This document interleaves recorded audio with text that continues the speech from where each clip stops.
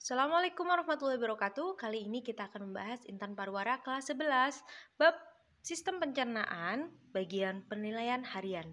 Mari kita simak bersama-sama.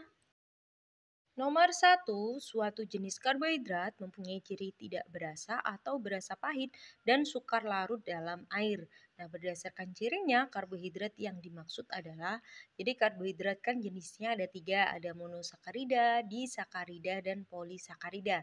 Nah, kebetulan karbohidrat yang tidak berasa atau sulit larut dalam air adalah bagian polisakarida yang rantai gulanya banyak.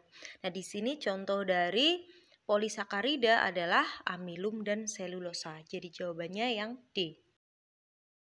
Nomor 2, zat gizi yang berperan dalam mendorong pertumbuhan, perbaikan, dan pemeliharaan struktur tubuh adalah, jadi zat gizi di sini yang fungsinya untuk perbaikan. Maksudnya di sini perbaikan adalah regenerasi sel-sel ya.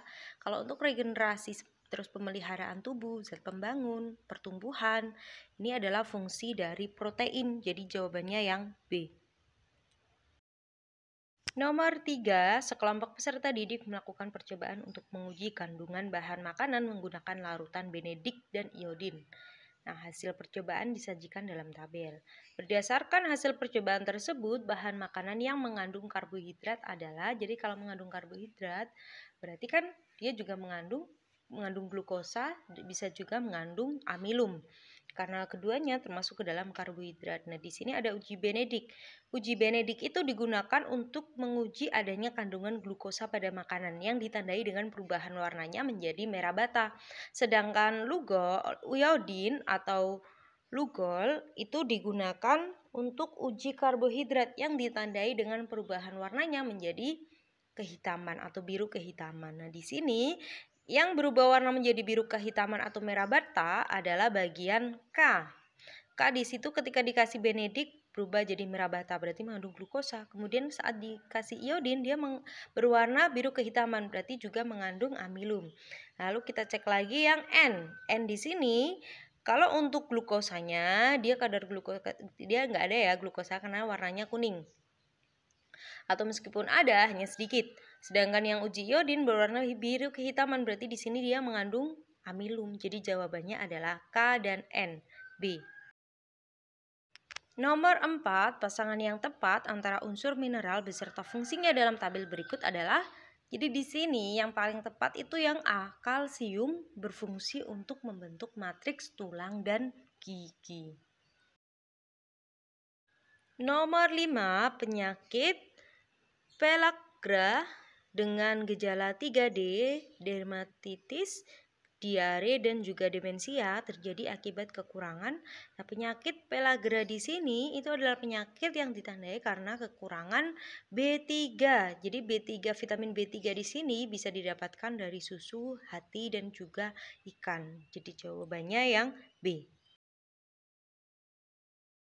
Nomor 6, setiap pagi Lala mengkonsumsi biskuit sebanyak 5 buah dengan komposisi seperti pada soal. Ada banyak kan zat gizinya.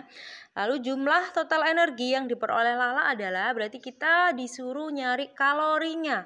Nah, untuk nyari kalori nggak semua zat gizi bisa dirubah jadi kalori. Jadi yang bisa hanya karbohidrat, lemak, dan juga protein. Jadi untuk karbohidrat, 1 gram karbohidrat itu menghasilkan 4 kalori. Nah, kalau di situ karbohidratnya 66,70 berarti dikali 4 hasilnya 266,8 kalori. Kemudian lemaknya ada 9 gram, 9,0. Nah, berarti 1 gram lemak itu kan adalah 9 kalori. Berarti 9,0 dikali 9 hasilnya 81 kalori. Lalu untuk protein, 1 gram protein itu hasilnya adalah 4 kalori. Nah, di situ ada 18,40, berarti 18,40 dikali 4 sama dengan 73,6 kalori. Nah, kalori yang dihasilkan berarti ada 421,40 kalori. Jawabannya yang D. Nomor 7, Asti merupakan seorang pelajar yang berusia 20 tahun. Ia mempunyai tinggi badan 160 cm dan berat badannya 50 kg. Nah, sehari-hari Asti melakukan aktivitas ringan. Berapa kebutuhan energi yang diperoleh selama 1 hari? Oke, ASTI di sini berarti kita diminta nyari BMR-nya ASTI, BMR. Jadi kalori yang dibutuhkan dalam waktu 1 hari. Nah, BMR di sini untuk wanita rumusnya adalah 655 ditambah 9,6 kali berat badan ditambah 1,8 kali tinggi badan dikurangi 4,7 dikali umur.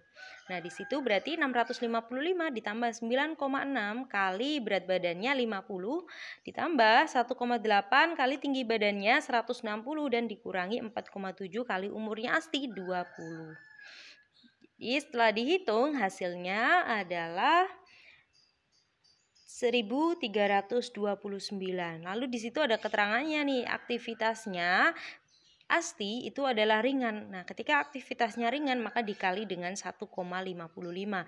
Jadi hasilnya 2059,95 kalori. Jawabannya yang B. Nomor 8, urea yang dikeluarkan bersama urin merupakan hasil dari metabolisme. Jadi untuk protein di dalam sistem pencernaan kita akan dirubah menjadi asam amino. Kemudian asam aminonya dipecah menjadi NH3 dan asam keto. Untuk asam ketonya nanti masuk ke dalam metabolisme, sedangkan NH3 atau ureanya akan dikeluarkan dari tubuh dalam bentuk urea. Jadi jawabannya adalah yang D. Nomor 9, metode pengolahan pangan yang dilakukan dengan cara memanaskan bahan makanan pada suhu kurang dari 100 derajat selama beberapa menit menggunakan air panas. Di sini bisa menggunakan air panas atau bisa menggunakan uap air. Nah, ini disebut dengan metode blanching. Jawabannya yang A. Nomor 10, contoh makanan berikut yang menerapkan proses fermentasi dalam pembuatannya adalah difermentasi itu biasanya dengan bantuan bakteri atau bisa juga jamur. Nah, makanan ini biasanya kita temui nih sehari-hari. Contohnya adalah tape, yogurt, dan juga nata de coco. Jawabannya yang E. Nomor 11, perhatikan organ-organ pencernaan berikut. Organ-organ yang menyusun sistem pencernaan terdiri atas saluran pencernaan dan kelenjar pencernaan. Organ yang hanya berfungsi sebagai kelenjar pencernaan adalah, jadi kelenjar pencernaan itu berarti di sini dia hanya menghasilkan enzim atau cairan tertentu yang membantu proses pencernaan. Nah, di sini kelenjar pencernaan itu ada hati dan juga pankreas. Jadi jawabannya yang E. Nomor 12, suatu bahan makanan diuji dengan larutan biuret menunjukkan perubahan warna menjadi ungu. Enzim yang berperan dalam proses pencernaan makanan tersebut adalah, jadi biuret itu digunakan untuk uji kandungan protein pada makanan. Jika makanan tersebut mengandung protein, saat ditetesi biuret akan berubah menjadi warna ungu. Nah, enzim yang bekerja kepada zat protein di sini adalah pepsin dan juga tripsin. Jawabannya yang B. Nomor 13, perhatikan gambar di samping. Organ yang menghasilkan sekret untuk pencernaan lemak ditunjukkan oleh, jadi pencernaan lemak di sini kelenjarnya atau saluran pencernaannya adalah yang pertama empedu.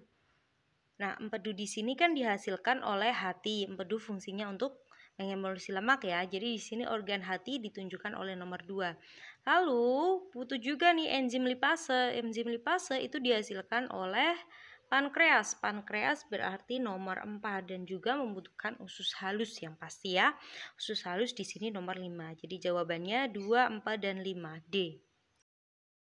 Nomor 14, proses tersebut berlangsung dalam saluran pencernaan, yaitu di sini ada proses pembusukan sisa makanan oleh bakteri E. coli, kemudian pembentukan fases dan penyerapan air. Nah, ini prosesnya terjadi di usus besar atau disebut dengan kolon. Jadi jawabannya yang A.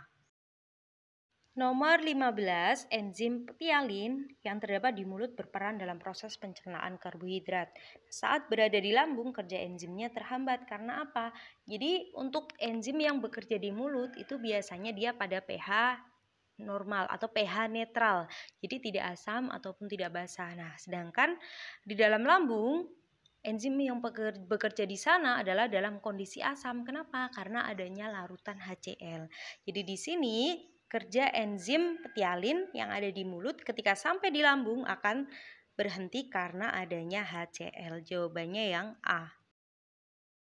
Nomor 16, zat-zat makanan berikut yang diserap oleh pembuluh kapiler di dalam usus halus adalah jadi yang diserap oleh pembuluh kapiler itu adalah glukosa, asam amino, kemudian vitamin dan juga mineral. Sedangkan untuk lemak ataupun asam lemak gliserol itu diserap oleh pembuluh limfa atau pembuluh getah bening. Nah, di sini kalau yang hanya pembuluh kapiler diserap oleh pembuluh kapiler berarti ada glukosa, asam amino, dan vitamin B. Jawabannya yang B. Nomor 17, pasangan yang benar antara nama enzim dan organ yang menghasilkan adalah jadi di sini kalau amilase bukan di lambung ya, amilase itu adanya di usus halus nih. Tapi yang menghasilkan dia adalah pankreas. Tialin juga adanya di mulut. Tripsin tidak mungkin di lambung karena tripsin ini berada di usus biasanya. Lalu untuk renin di jejunum bukan. Renin itu proses pencernaannya terjadinya di lambung. Nah, jadi di sini yang paling tepat adalah yang C. Enzim erepsin di bagian jejunum. 18. Fahmi melakukan uji fases dan urin di laboratorium rumah sakit. Hasil uji menunjukkan bahwa terdapat kandungan lemak pada fases Fahmi, sedangkan urinnya tidak mengandung lemak. Berdasarkan hasil uji tersebut, diduga Fahmi mengalami kerusakan pada pencernaan, yaitu di sini kita cek dulu nih. Organ yang berfungsi membantu proses pencernaan lemak itu salah satunya adalah hati. Nah, gangguan atau kerusakan pada hati itu bisa menyebabkan produksi empedu terganggu. Nah, padahal empedu itu berfungsi untuk mengemulsi lemak. Jadi jawabannya di sini adalah yang E, hati. 19, pernyataan yang tepat mengenai gastritis adalah, jadi gastritis itu penyakit pada lambung ya. Kalau penyakit pada lambung, masalahnya sudah pasti di sini karena disebabkan ketidakteraturan pada pola makan. Jawabannya yang A. 20, Rani selalu mengkonsumsi daging. Saat buang air besar, Rani merintih kesakitan karena fase sulit dikeluarkan. Nah, gangguan yang mungkin dialami Rani adalah, jadi Rani di sini suka makan daging, kok dia bisa sampai susah BAB, berarti dia kurang suka sayuran atau kekurangan serat. Nah, kekurangan serat di sini bisa menyebabkan sembelit atau susah buang air besar yang bisa disebut dengan konstipasi. Jadi jawabannya yang C. Sekian pembahasan kali ini, semoga bermanfaat. Terima kasih. Wassalamualaikum warahmatullahi wabarakatuh.